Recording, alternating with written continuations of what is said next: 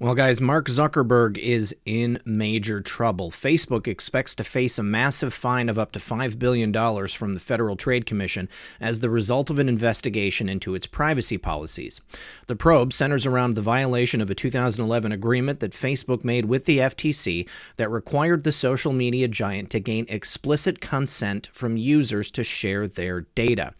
Once again, big data fails to protect its consumers' privacy, so why should we keep trusting them? Well, we shouldn't, and one way to fight back is by using a virtual private network to simply block your IP address from big data constantly spying and tracking you. Virtual Shield is my VPN of choice because it's the easiest and fastest VPN to use. Plus, they will never sell or share your data with anyone else. You can stop trusting free big data sites and use a VPN to fight back. This month, Virtual Shield is offering a Memorial Day special of 35% off all VPN plans and all premium add-on plans, including Protection Plus, residential access, monthly maintenance, phone support, and VIP performance plans for as low as $3 per month. Plus, you can sign up for a free 30-day trial so that you can try Virtual Shield and see what the hype is about. You've got nothing to lose. You can sign up now for 35% off and 1 month free at my special website, www.virtualshield.com/redpill78.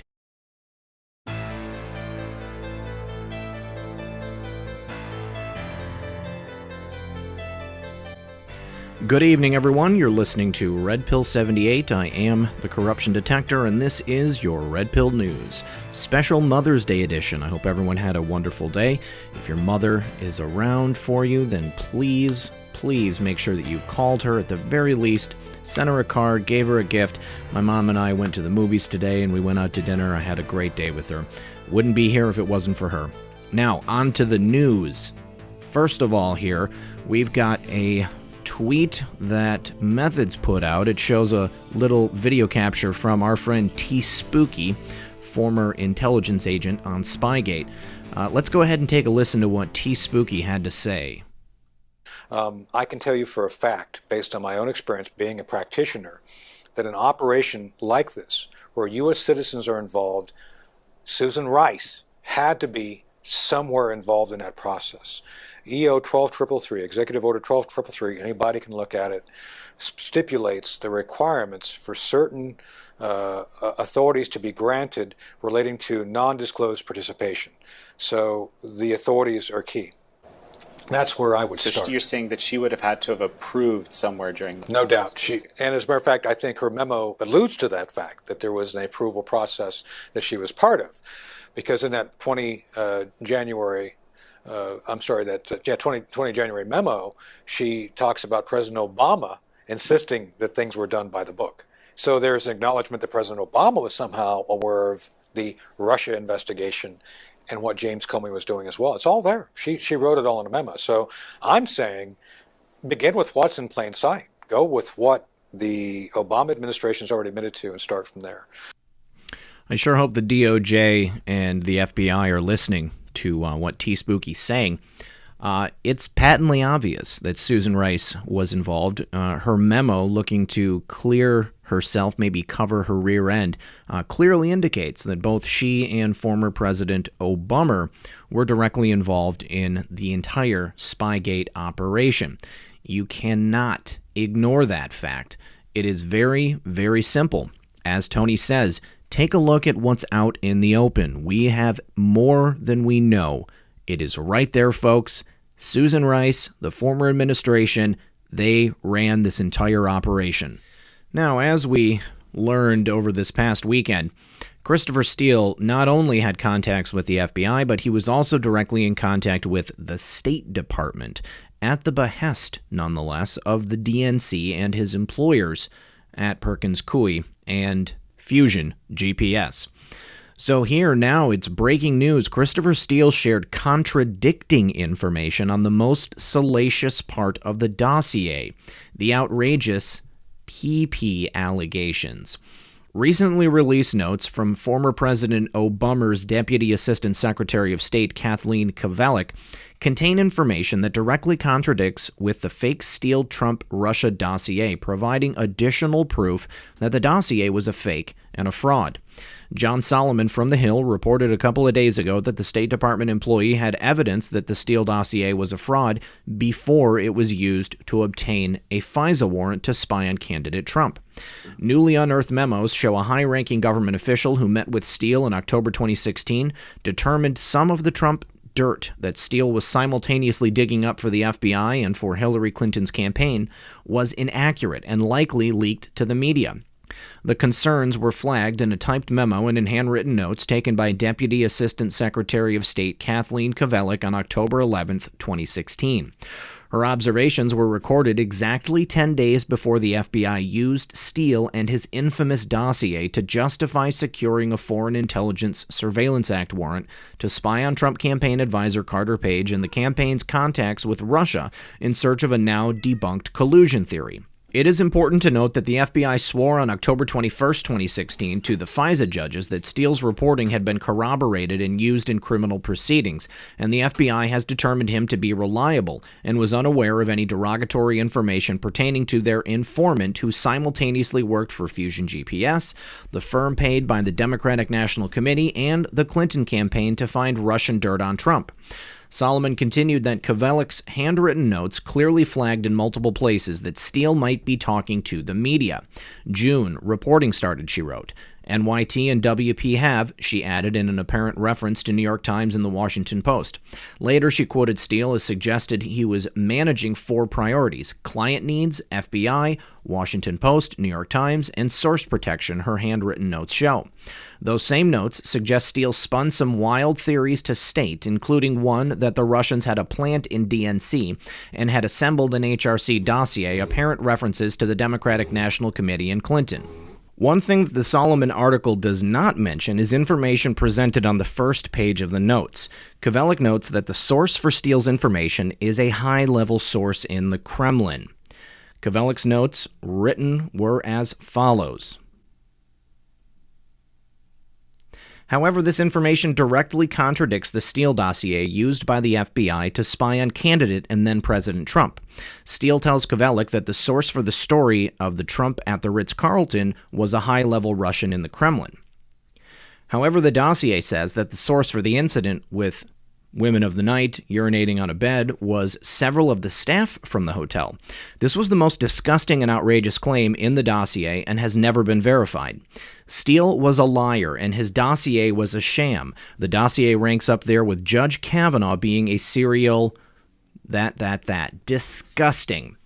So this is extremely important stuff here. We've got contradicting claims regarding the very suspicious and salacious claim in the Trump dossier, the infamous stay at the Ritz-Carlton. Now, this as probably one of the most damaging things personally for President Trump in the dossier. Obviously, it was calculated and designed to do just that. But we can see here that the FBI says it was staff at the hotel, and then Steele said that it was someone at the Kremlin. Either way, it looks to me that this was nothing that ever took place. I think we've all known for a very long time that this was pure fantasy. Now, next we have another clip from my friend Methods. This is Representative Ratcliffe speaking on the Dems' fear about AG Barr. Let's go ahead and take a listen to this. Is that what this is about? They don't want him to do an investigation that he said he would be doing? I mean, there in and of itself is obstruction. Yeah, Maria, they're scared to death. It's why when you talk about, accountability, one of the things that they fear is Michael Horowitz's report coming out. But the other thing that they fear is an attorney general who has been unapologetic, unabashed, and unrelenting in his pledge to get to the bottom of this Trump-Russia collusion narrative that doesn't make any sense. We know now, because we've waited on Bob Mueller's report, we know that there was no collusion, but the predicate behind looking for that evidence of collusion is quickly unraveling, and the Democrats are in a panic about it. Martha hit it right on the head. That right there, the fact that they are doing whatever they can to stop AG Barr from doing his investigation is by its very nature, obstruction of justice. The Justice Department looking into the investigation of the investigators, that needs to be done. And if they stop it from happening, you bet, that right there, obstruction, and they are the ones who are going to need to be held to account. Now, there's more news here from Joe Hoft of the Gateway Pundit that the former administration's State Department knew of the Steele dossier actually in summer of 2016, and they're the ones who passed it on to the FBI, which directly links that former administration to this fake dossier. The Obama State Department was knee-deep in the fake Russia collusion hoax and the fake Steele dossier. John Kerry's team worked with the fake Russia dossier's author and shared his dossier with the FBI. The State Department reported this to President Obama. John Kerry's team worked with the fake Russia dossier's author and shared his dossier directly with the FBI. The State Department reported directly to President Obama. John Solomon from The Hill reported a couple of days ago on that State Department employee, Kathleen Kvelik, who had evidence that the Steele dossier was a fraud. Now, these newly unearthed memos actually show that a government official, a high-ranking official, actually met with Steele in October 2016 and determined that some of the Steele dirt was simultaneously being dug up for the FBI and Hillary Clinton's campaign, and it was inaccurate and leaked to the media. Those concerns got flagged. She sent it over. It was 10 days before the FISA warrant was granted, but it was completely ignored and lied about to the FISA court. Now, it's important to note that the FBI swore on October 21st, 2016 to the FISA judges that Steele's reporting has been corroborated and used in criminal proceedings, and the FBI has determined he was reliable. And Kathleen Kvelik noted in her notes that in June, the reporting started. Now, the FBI redacted the recipients' names in Kvelik's notes and emails to prevent the likely evidence that the FBI was made aware of that dossier as being fake and Steele as sharing it with the press. In Iowa Senator Grassley's letter to Rosenstein at the DOJ and Wray at the FBI, dated January 4, 2018, the senator states that in an interview, Comey said in March 2017 that Steele was a reliable source. Per Grassley's letter, the FBI states that Steele's dossier was similar to an article that Michael Isikoff and Yahoo News released in September 2016, but the FBI denied that it was the same, stating that the FBI does not believe that Steele directly provided this information to the press. Note, the FBI does not say Isikoff or Yahoo News, it says only press. Also, the second paragraph in the FISA application states that the information for the warrant came from the State Department. Additionally, according to an interview of Victoria Nuland at Far Left Politico, it says that in the interview, Nuland said she was familiar with Steele's work through regular reports he had passed on to her office over the previous several years, dealing with political maneuverings in Russia and Ukraine. When presented by an intermediary with the startling information about linkages between Trump and Russia that summer, what I did was say that this is about U.S. politics, Nuland recounted, and not the business of the State Department, and certainly not the business of a career employee who is subject to the Hatch Act, which requires that you stay out of politics. So my advice to those who were interfacing with him was that he should get his information to the FBI and that they could evaluate whether they thought it was credible. Well, this shows that the former administration State Department provided the Steele dossier to the FBI, and the Grassley memo also confirms this. Information that the dossier was a fraud was provided to the FBI before the October 2016 FISA application was granted, making the FISA request a fraud. The State Department reports to the president. The former president was in on it. We have all kinds of evidence showing that the former administration, the president of that former administration, was all over everything having to do with the Steele dossier. When is the Justice Department going to do their job and go after the source? We know who it was. We know who was in control of it. Now it's up to AG Barr to take this all the way to the end zone.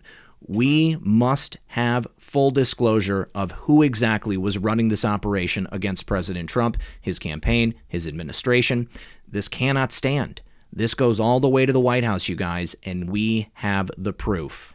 Now, Senator Lindsey Graham is working to declassify a sensitive document that proves the FBI knew the dossier lacked any credibility. Senate Judiciary Chairman Lindsey Graham appeared on Sunday Morning Futures and told host Maria Bartiromo that he is working to declassify a sensitive document that will prove the FBI knew the Steele dossier lacked any credibility before it was used to obtain a spy warrant on Carter Page. Bartiromo said she is hearing a big portion of IG Horowitz's impending report on FISA abuses will concentrate on the complicit media, who created stories based on what the FBI leaked about the dossier to David Korn of Mother Jones and Michael Isikoff of Yahoo News. The FBI then took those stories from the media reports and used them to obtain the FISA warrants. In other words, circular reporting all created by our own corrupt FBI. There's a document that's classified that I'm going to try to get unclassified that takes the dossier, all pages of it, and it has verification to one side. There really is no verification other than media reports that were generated by reporters who received the dossier, Lindsey said. Graham continued, so the bottom line is that the dossier has never been independently confirmed. It was used to get a warrant. They knew the author of the dossier was on the Democratic Party payroll, that he hated Trump. They got the warrant anyway. Most Americans should be very upset about this. I'm very upset about it, and we're going to get to the bottom of it. Let's go ahead and listen to Graham 2.0. Well, in terms of the Horowitz report, I'm hearing that a big portion of that will be about the media being complicit, because what they did was they created stories, they leaked it to the media like Yahoo, like Mother Jones, and then those companies reported it, published it, and then the FBI used those same stories that they leaked in the first place as evidence to get the FISA warrant to spy on American citizens. There's a document that's classified that I'm going to try to get unclassified that takes the dossier, all pages of it, and it has verification to one side. There really is no verification other than media reports that were generated by reporters who received the dossier. So the bottom line is the dossier has never been independently confirmed. It was used to get a warrant. They knew the author of the dossier was on the Democratic Party payroll. He hated Trump. They got the warrant anyway. Most Americans should be upset about that. I'm very upset about it, and we're going to get to the bottom of it. Well, but you would think that anybody on either side of the aisle, Senator, would be upset that the things that we deem as so important, due process, innocent until proven guilty, the idea that you will not get wiretapped for no reason. And the Democrats and the president's, skeptics have thrown all of these things aside because it's Donald Trump. Why wouldn't everyone be upset about this? I don't understand why the Democrats would not be upset by this. Well, they want an outcome. 2 years, 19 lawyers, 40 FBI agents, $25 million to look at all things Trump. Mueller issues his report. They say before he was picked, he's the best possible guy in the world to do this. Once Mueller gives an outcome they don't like, they want to take Mueller's work product and politicize it. They just want an outcome.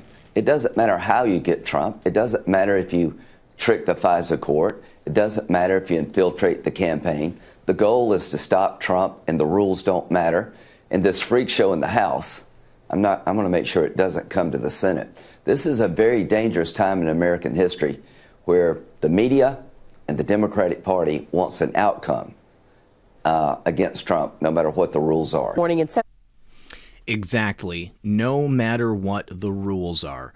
Now, we've known for a long time about this issue of circular reporting, and it's great to see Maria and Lindsey discussing it here on Sunday Morning Futures. The rest of America needs to understand just how dangerous this was.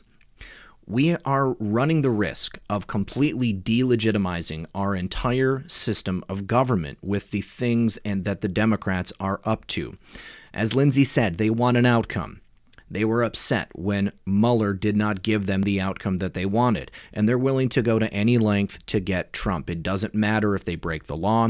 It doesn't matter if they trample our rights. It doesn't matter to them what else happens as long as they get Trump. We must make sure that this never happens again, and the only way that's going to happen is with prosecutions.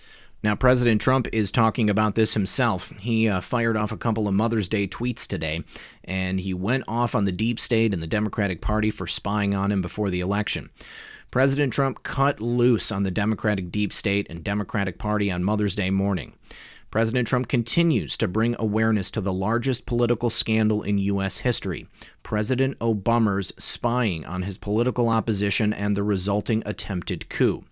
President Trump said, "Think of it. I became president of the United States in one of the most hard-fought and consequential elections in the history of our great nation. From long before I ever took office, I was under a sick and unlawful investigation concerning what has become known as the Russian hoax. My campaign was being seriously spied upon by intel agencies and the Democrats. This never happened before in American history, well, not that we know of, and it all turned out to be a total scam, a witch hunt that yielded no collusion, no obstruction. This must never be allowed to happen again."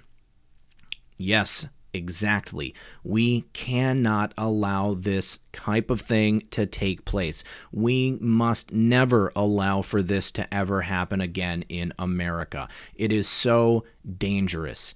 The things that they have done, they have completely destroyed the foundation of the Justice Department, the DOJ, the Office of the President. They will do anything that they possibly can to cover this up and to keep America blind. Well, I, for one, am not going to sit by and idly allow this kind of thing to take place, and I highly suggest that everyone in my audience who cares about the rights and privileges of being an American speak up about this whenever you get the opportunity. This is the kind of thing that people cannot allow to pass. We are now reaching the point where we are going to see indictments, we are going to see people arrested, we are going to see further investigation, and it's no longer about investigating Republicans or investigating President Trump. This is an investigation of the Democrats in the deep state, the ones who destroyed the foundation of everything that we hold dear here in America. All right, and finally, guys, in one more piece of news, the Trump administration is finally going to crack down on illegals in public housing. Only families where all members are citizens or legal residents will qualify for public housing. It is stunning to think that this is happening in America today. It's as if there's no opposition party to the radical Democrats in Washington, D.C. Thank God for President Trump and HUD Director Dr. Ben Carson. Illegals will no longer qualify for free housing paid for by American taxpayers. Incredible news.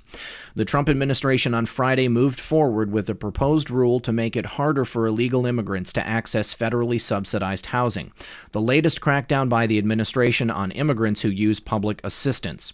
The rule, proposed by the Department of Housing and Urban Development and posted in the Federal Register, would require that those seeking public housing would be subject to verification of their immigration status.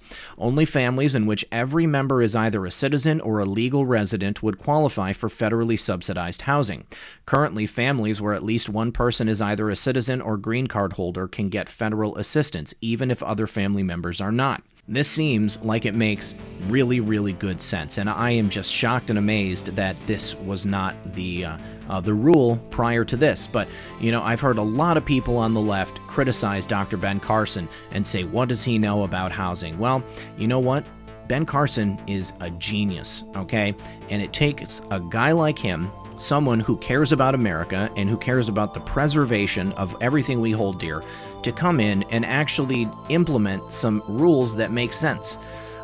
Thank you so much, Dr. Ben Carson, and thank you, President Trump, because this is the kind of thing that's going to make it more difficult and de-incentivize illegals to come here when they know that they're not going to be able to come and get federal housing assistance. This is the kind of thing that needs to be saved for actual Americans or legal residents, people who really can use the help, and it needs to be used as a stepping stone to getting them back up on their feet so that they can do the heavy lifting for themselves and not leave it to the rest of the American taxpayers. So once again, thank you very much, Dr. Ben Carson and President Trump, for bringing some solid thinking back into American government. All right, guys, that is all I have for you tonight. I want to thank you for joining me. As always, this has been Red Pill 78. I am the Corruption Detector, and this was your Red Pill News for Mother's Day. Good luck, everyone, and God bless.